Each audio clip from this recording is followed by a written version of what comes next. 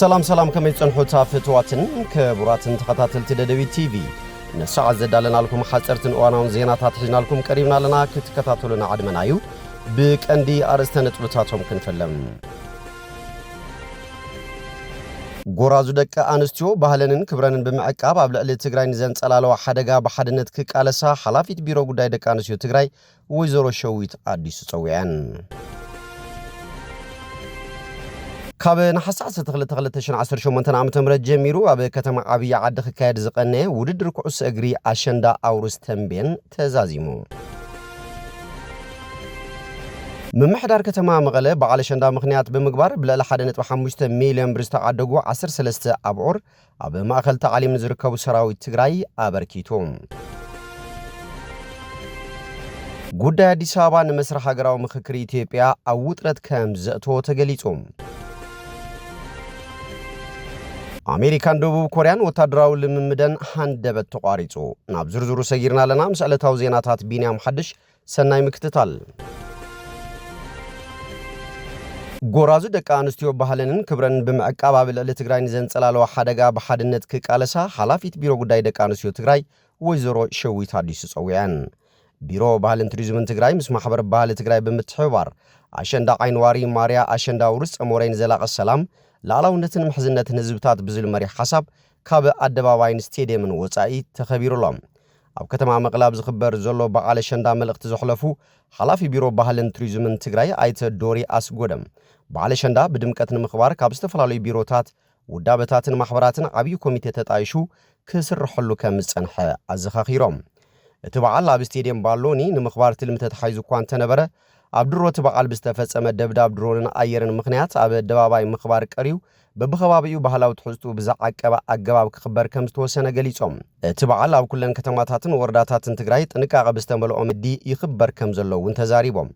ሓላፊት ቢሮ ጉዳይ ደቂ ኣንስትዮ ትግራይ ወይዘሮ ሸዊት አዲሱ ባህልና ከይነኽብር ሰብ ዋና እንዳሃለና ካልኦት ኩንንዎ ዝግበር ዘሎ ሽርሒ መቐጸልታ ናይቲ ጄኖሳይዳዊ ኩናት እዩ ክብላ ገሊጸን ኣብዚ ቅንያት ኣብ መቐለን ከባቢኡ ዝተኻየዱ ደብዳባት ንህፃናትን ኣደታትን ትኹረት ዝገበረ ከም ዝነበረን እቲ በዓል ብድምቀት ከይበዓል ንምትዕንቃፍ ምዃኑን ገሊጸን ሕጂውን ክብርን መንነትን መዓቃብ ዋኒን ኩላትና እዩ ዝበላ ወይዘሮ ሸዊት ብፍላይ ጎራዙ ደቂ ኣንስትዮ ባህለንን ክብረንን በመዓቃብ ኣብ ልዕሊ ትግራይ ንዘንጸላለው ሓደጋ በሓድነት ክቃለሳ ጻውዒት ተቕሪበን ካብ ንሓሳስ ተኽለተኽለተሽን 18 ዓመተ ምህረት ጀሚሩ ኣብ ከተማ ዓብይ ዓዲ ክካየድ ዝቐነ ውድድር ኩዕሶ እግሪ ኣሸንዳ ኣውርስ ተንቤን ተዛዚሙ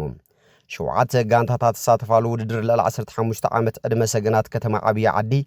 ጋንታ ፋና መናእሰይ ከተማ ዓብይ ዓዲ ተዓዋቲት ዋንጫን ሽልማት ገንዘብን እንትትከውን ካብ ውድድር ኩዕሶ እግሪ 5 ጋንታታት ሱፐር ሊግ ወረዳታት ድማ ጋንታ ኩዕሶ እግሪ ማይለሚን ተንቤን ዓብይ ዓዲ ተዓዋቲ ዋንጫ ምዃና ቤት ጽሕፈት ትምህርቲ ከተማ ዓብይ ዓዲ ፍሊጡ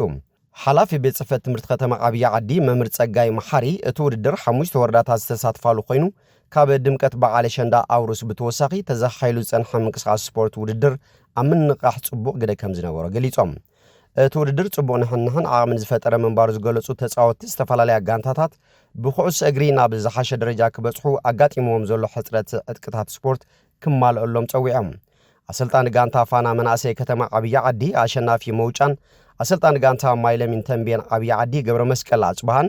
እቲ ክካየድ ዝቐነ ውድድር ኩዕሶ እግሪ ኣሸንዳ ኣውርስ ተንቤን ጽቡቕ ንሕንሕ ዝፈጠረን ዓቕምተን ጋንታታት ዝበረኸን ምዃኑ ገሊጾም ተስፋ ዘለዎም ተተካእቲ ተጻወትቲ ይፈርዩ ከም ዘለዉ ዝገለጹ እቶም ኣሰልጠንቲ ዛጊት ህንጸቱ ዘይተዛዘመን ተበላሽዩ ንውድድር ኣጸጊሙ ዘሎ ስቴዲየም ኣሞራ ክመዓራረ ዝምልከቶ ኣካል ቆላሕታ ክገብረሉ ጻውዒት ተቕሪቦም ممحدار كتما مقلة بعل شندا مخنيات بمقبار بلا حدنت ب5 مليون برز تعدقو 13 بعور أب ماخل تعليم نزركبو سراوي تግራይ أبركيتوم نتحاجز زركبا أتحاباريت لوجستيكس مخته كوميتي كتما مقلة وزيرو كيدان تسفاي توم بلا حدنت ب5 مليون برز تعدقو أبعور ممحدار كتما مقلة مسكولن كفلاتها كتماتات بمتحبار أما ماخل تعليم نزركبو أسلطن سراوي تግራይ نموعل بعل شندا استجبر حاجز كم زخونن نقصالون كل مدى عقم سراوي تግራይ ንምብራኽ ኣብ ዝግበር ምንቅስቓስ ተጠናኺሩ ከም ዝቕጽልን ገሊጸን ስርዓት ብልጽግና ኩሎም ሕቶታት ህዝብ ትግራይ ብሰላማዊ መንገዲ ኣብ ክንዲ ምምላስ ተወሰኽቲ መጥቃዕትታት እናፈጸመ ኣብ ዘለሉ እዋን ህዝቢ ትግራይ ከም ህዝቢ ህልውንኡን መሰል ዓርሰ ውሳንኡን ንምርጋጽ ኣብ ዝገብሮ ዘሎ መኸተ ኩሉ ትግራዋይ ካብኡ ትጽቢት ዝግበር ንኽፍጽም ጸዊዐን ነቲ ሓገዝ ተረከቦ ኣባላት ማእኸል ተዓሊም ሰራዊት ትግራይ ዝኾኑ ተጋዳላይ ፍስሓ ጽዮን ይሕደጎን ተጋዳላይ ግርማይ በየነን ሰራዊት ትግራይ ኣብ ልዕሊ ህዝቦን ጸላልዩን ዘሎ ሓደጋ ህልውና ንምብራዕን ብልዑል ሓቦን ኒሕን ኣብ ግንባር ተሰሊፉ ይቃለስ ከም ዘሎ ዝሓበሩ ኮይኖም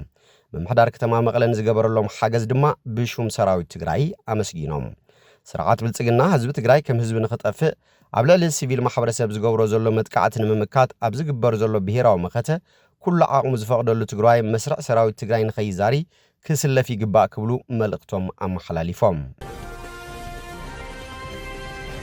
ጉዳይ አዲስ አበባ ንመስርሕ ሃገራዊ ምክክር ኢትዮጵያ ኣብ ውጥረት ከም ዘእተዎ ተገሊጾም እቲ ንልዕሊ ሓደ ወርሒ ክካየድ ዝጸንሐ ሃገራዊ ምክክር ኢትዮጵያ ጉዳይ አዲስ አበባ መተዓረቕ ሓሳብ ዘይተረኸበሉ ሕመረት እቲ ዘተ ኮይኑ ብምቕጻሉ ነቲ መስርሕ ዘደናጉየ ቀንዲ ኣጀንዳ ከም ዝኾነ ተገሊጾም ኣብ መፋርቕ ወርሒ ነሓሰ ኣዳለውቲ ሰነድ ሓጺር ንድፊ ሓሳብ ምስ ኣቕረቡ ተሳተፍቲ እቲ ምክክር ብሓጎስ ክሳብ ምንባዕ በፂሖም ምንባሮም ሓደ ምንጭ ንድሕሪት ተመሊሱ እዩ ዝዝከር ይኹን እምበር ንጽባሓይቱ ሐሙስ ኩነታት ተቐይሩ እቲ መድረኽ ፍጹም ዝተፈለየ መልክዕ ከም ዝሓዘ ተፈሊጡ ቢቢሲ ስሞም ክግለጽ ካብ ዘይደልዩ ካብ መጀመርታት መስርሕ ክሳብ ሕጂ ብንጥፈት ካብ ዝሳተፉ ዘለዉ ክልተ ምንጭታት ዝርዝር ሓበሬታ ረኺቡሎም ሓደ ካብቶም ምንጭታት ኣባል ናይቲ ብዛዕባ ጉዳይ አዲስ አበባን ድሬዳዋን ንምዝታይ ዝቆመ ናይ 500 ጉጅለ እዩ ብመሰረት እቲ ምንጪ ተሳተፍቲ ኣብ ስምዕ ዝተበጽሐ መሲልዎም ተስፋ ሰኒቖም ናይ መወዳእታ ውሳነ ዝስማዓሉ ጉባኤ ብሃንቀውታ ይጽበዩ ነይሮም እንተኾነ ጉዳይ አዲስ አበባ ምስ ቀረበ ገለ ተሳተፍቲ ኣዳራሽ ገዲፎም ክሳብ ምውጻእ ዝበጽሐ ሩኡይ ናይ ሓሳብ ኣፈላላይ ተፈጢሩ ምክትል ዋና ኮሚሽነር ሃገራዊ ምክክር ሂሩት ገብረስላሴ ኣብ ዝሃበቶ መግለጺ ካብቶም 8 ናይ ስራሕ ጉጅለታት ዝተዋጹ 120 ኣዳለውቲ ንድፈ ሓሳብ ዕዮኦም ዛዚሞም ሓበራዊ ሰነድ ከም ዝረከቡ ብምግላጽ ነቲ መስርሕ ሓደ ዓብዪ ምዕራፍ ተሳጊርና ኢና ክትብል ሓቢራ ኣብ ዝተፈላለዩ ኣዳራሻት ተመቒሎም ዝነበሩ 500 ኣባላት ዝሓዙ ጉጅለታት ኣብ 8 ዓበይቲ ኣጀንዳታት ዘለዎም ስምምዕን ፍልሊን ኣዳልዮም ከቕርቡ ከለዉ መንፈስ እቲ ኣዳራሽ ጽቡቕ ምንባሩ ተሳተፍቲ ይገልጹ ይኹን እምበር ብዛዕባ ርእሰ ከተማታት ፌደራል ዝቲ ሻውዓይ ጉጅለ ውጽኢት ዘትኡ ከቕርብ ከሎ ሂደት ናይ ቅሬታ ድምፅታት ይስማዕ ምንባሩ ተፈሊጡ ብሓፈሻ ግን እቲ መንፈስ ናይ ሓጎስ ነይሩ ገሊኡ ተሳታፊ ስምዒት ክቆጻጸር ጸጊምዎ ክሳብ ምንባዕ በጽሑ ክብል ሓደ ተዛታይ ገሊጹ ንዓመታት ብብሄር ተመቃቂላ ኣብ ግጭት ንጸንሐት ሃገር ፍልልያት ብዘተ ንምፍታሕ ዝተጓዓዘ ጉዕዞ ብምርኣይ ብዙሓት ተስፋ ገይሮም ምንባሮም እውን ወሲኹ ኣምሲሉ ሐሙስ ንግሆ እቶም 4,000 ተሳተፍቲ ነቲ ብኣዳለውቲ ሰነድ ዝተዳለወ ሓበራዊ ሰነድ ንምስማዕ ኣብ ኣዳራሽ ተረኺቦም እንተኾነ ሃዋሃው ተዳራሽ ዝኸበደን ፍሉይ ንምንባሩ ምንጭታት ገሊጾም እቲ ኣብ ዝተሓላለኹ ኣጀንዳታት መፍትሒ ንምቕራብ ዝቆመ 230 ኣባላት ዘለዎ ናይ ክልላት ጉባኤ ሮብዕ ምሸት ህጹጽ ኣኼባ ጸዊዑ ከም ዝነበረ ተሰሚዑ እቲ ሐሙስ ንግሆ ሰዓት 4 ክጅመር ዝነበሮ ጉባኤ ብዘይ ዝኾነ መብርሂ ክሳብ ድሕሪ ቀትሪ ተደናጊኡ እዚ ድማ ኣብ ተዳራሽ ስጋኣትን ጥርጣረን ከዓስል ገይሩ ኣቦ ወንበር እቲ ኮሚሽን መስፍን ረኣያ ካብ ሃገር ወፂኡ ስለ ዝነበረ 7 ኮሚሽነራት ናብ መድረኽ ወፂኦም ሓደ ካብኦም ኣዲስ አበባ ርእሰ ከተማ ክልል ኦሮሚያ ብዛዕባ ምዃን ኣብቲ ጉባኤ ስምዕ ስለ ዘይተገበረሉ ከምኡ እውን ካብ ኦሮሚያ ዝመጹ ተሳተፍቲ ቅሬታ ስለ ዘቕረቡ እቲ ኮሚሽን ነዚ ጉዳይ ንምፍታሕ ተጸጊሙሎ ብምባል እቲ ጉባኤ መፍትሒ ሓሳብ ክህበሉ ሓቲቱ ርእይቶ ንምሃብ ቀዳምነት ዝተዋሃቦም ኣብ ቅድሚ ዝተቐመጡ 12 ርእሰ ምምሕዳራት ክልላትን 2 ከንቲባታትን እዮም ካብ ርእሰ ምምሕዳር ክልል ኣምሓራ ወጻኢ ነፍሲ ወከፍ ርእሰ ምምሕዳር ኣዲስ አበባ ርእሰ ከተማ ክልል ኦሮሚያ ክትከውን ዝድግፍ ናይ ውሳነ ሓሳብ ምስ ሰፊሕ መብርሂ ኣቕረበ ድሕሪኡ ዕድል ዝረኸበ ተሳታፊ እውን ነቲ ሓሳብ ደገፈ እዚ መስርሕ እዚ ካብቶም 500 ተዛተይቲ ንሶሙናት ዝገበርዎ ልሙድ ኣሰራርሓ ወጻኢ ምዃኑ ዝገለጹ ምንጭታት ኣብ መንጎ ኮሚሽነራት እውን ፍልይ ፈጢሩ እዩ ሓደ ካብቶም ኮሚሽነራት ነቲ መስርሕ ብምቁራጽ ንሕና ዝሓተትና መፍትሒ ሓሳብን ምኽርን እምበር ሓደ ወገን ጥራይ ደጊፍካ ርእይቶ ንክትህብ ኣይኮነን ክብል ከሎ ካብ ተዳራሽ ተቃውሞ ገጠሞም ርእሰ ምምሕዳር ክልል ኣምሓራን ምክትሉን ካብቶም ካልኦት መሳርሕቶም ፍጹም ዝተፈለየ መርገጺ አንጸባሪቆም እቲ ኮሚሽን ናይ ሓደ ወገን ጥራዓን ጥራይ ፈልዩ ምቕራቡ ጌጋ ምዃኑን እቲ ጉዳይ ናይ ኩሎም ኢትዮጵያውያን እንከሎ ከም ናይ ክልተ ኣሕዋት ህዝብታት ምሳሓብ ጌርካ ምቕራቡ ግቡእ ከም ዘይኮነ ገሊጹ ካብ መስመር እቲ ምክክር ወፂኻ ብሓይልን ምውሳን ምፍታን ነባር ሰላም ኣየምጽእን ብምባል እቲ ጉዳይ ግዜ ተዋሂብዎ ብዕምቆት ክሕሰበሉ ንግዚኡ ግን ብቆፀራ ክሕለፍ ሓሳብ ኣቕረበ ከንቲባ ድሬዳዋ እውን መተዓረቕ ዝመስል ፖለቲካዊ ሓሳብ ኣቕሪቡ ኣብ መወዳእታ ነቲ ጉዳይ ንምዕጻው ካብ 12 ርእሰ ምምሕዳራት 2 ከንቲባታት ዓበይቲ ዓድን ክኢላታትን ዝቆመ ኮሚቴ መፍትሒ ሓሳብ ከቕርብ ተወሲኑ ሰዓት 8 ፍርኣን ድሕሪ ቀትሪ እቲ ኣኼባ ተበቲኖም እንተኾነ ገለ ካብቶም ተሳተፍቲ እቲ ሃገራዊ ምክክር ብመንግስቲ ተጨዊኡ ብዝብል ቅሬታ ርእሶም ደፊኦም ካብቲ ኣዳራሽ ወፂኦም እዮም ዓይኒ ዘውፀ ኢድ ምጥምዛዝን ፖለቲካዊ ዕብለላን ርኢና ክብሉ ምንጭታት እውን ገሊጾም እዚ ን4 ዓመታት ክዳሎ ዝጸንሐ ሃገራዊ ምክክር ኣብ መብዛሕትኦም ኣጀንዳታት ኣብ ስምምዕ እኳ እንተበጽሐ ጉዳይ ኣዲስ ኣበባ ግን ክሳብ መወዳእታ ኣከራኻሪ ኮይኑ ይቕጽል ኣሎ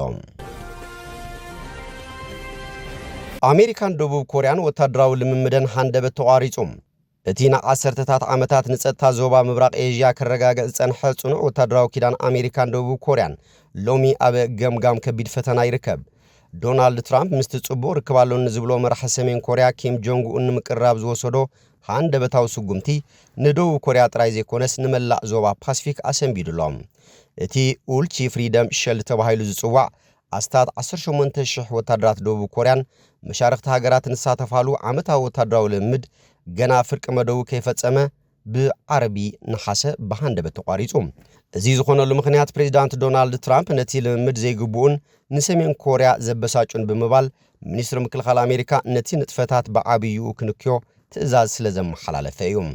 እዚ ብወገን ትራምፕ ዝተወሰደ በይናዊ ስጉምቲ ንደቡብ ኮርያ ጥራይ ዘይኮነ ንታይዋንን ጃፓንን እውን ከቢድ ስጋት ፈጢሩለን ኣሎ ሚኒስትሪ ጉዳያት ወፃኢ ደቡብ ኮርያ ቾ ሂዩን እቲ ውሳነ ብሓበራዊ ስምዕ ዝተገበረ ንምምሳል እኳ እንተፈተነ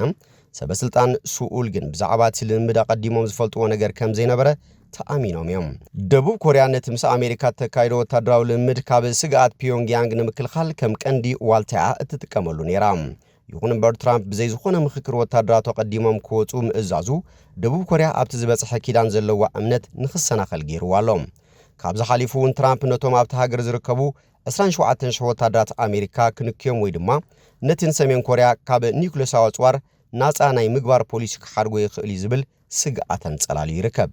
መምሕዳር ትራምፕ ንጉዳይ ጸጥታን ንግድን ብሓደ ጠርኒፉ ይሕዞ ብምህላው ንደቡብ ኮርያ ኣብ ከቢድ ቁጥባዊ ጸቕጢ ኣውዲቑዋ ኣሎ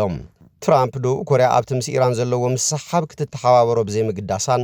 ነቶም ኣብ መሬታ ዝርከቡ ወታደራት ኣሜሪካ እተውፅኦ ቁጥባዊ ወጻእታት ትሑት እዩ ብምባልን ክወቕሳ ጸኒሑ እዚ ኩነታት እዚ ደቡብ ኮርያ ኣብ ኣሜሪካ ዘለዋ ጽግዕተኝነት ነክያ ናይ ባዕላ ኒውክሌሳዊ መከላኸሊ ክህልዋ ዝብል ሓሳብ ኣብ ውሽጢ ሃገር ንኽለዓል መንገዲ ጸሪጉሎም